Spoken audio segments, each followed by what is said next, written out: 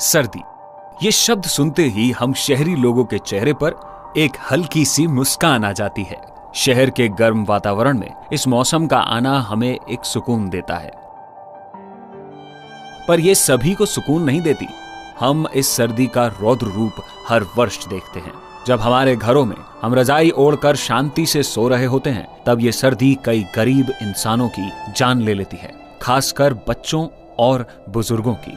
कारण सिर्फ एक ही है कि उनके पास तन ढकने के लिए कोई गर्म कपड़ा नहीं होता। भारत में हर वर्ष लगभग 780 लोग कड़ाके की ठंड से मर जाते हैं।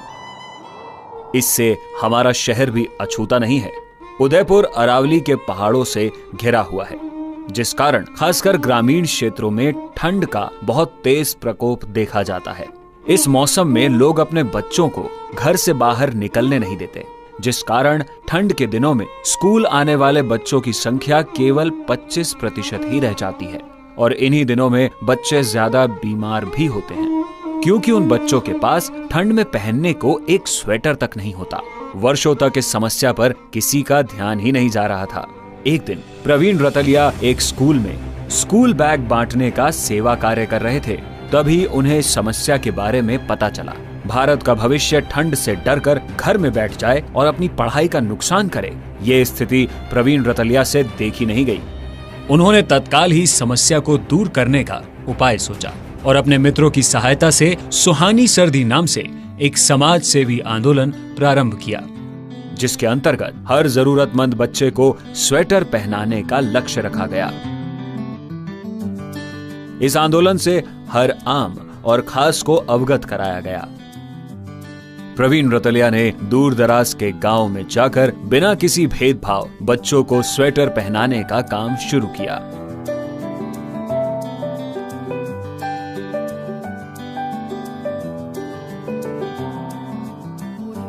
इन ग्रामीण क्षेत्रों में अक्सर चुनाव के समय प्रलोभन के तौर पर कई वस्तुएं बांटी जाती हैं, तो इतनी बड़ी समस्या पर आज तक किसी का ध्यान क्यों नहीं गया? क्योंकि इन्हें सिर्फ एक वोटर समझा जाता है।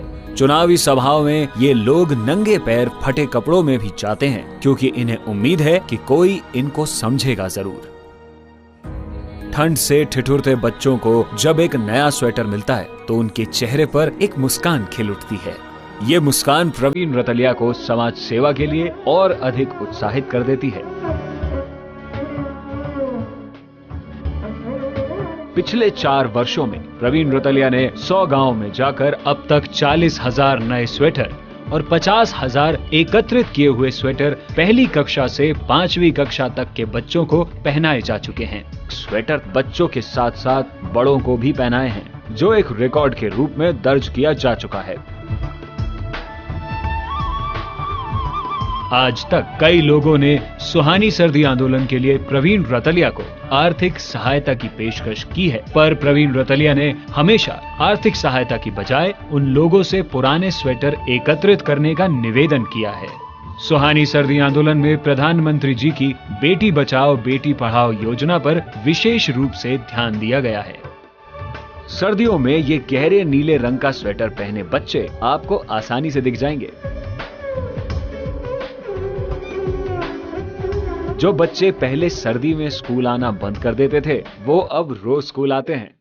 हम सभी को मानव धर्म निभाते हुए प्रवीण रतलिया का साथ देकर इन बच्चों की सहायता करनी चाहिए, क्योंकि हमें पक्का विश्वास है कि ये बच्चे एक दिन अपनी प्रतिभा और मेहनत पर आगे बढ़कर राष्ट्र निर्माण में सहभागी बनेंगे। ठंड से ठिठुरना बात पुरानी हो गई, क्योंकि अब सर्दियां सुहानी हो गई। वंदे मातरम। जय हिंद।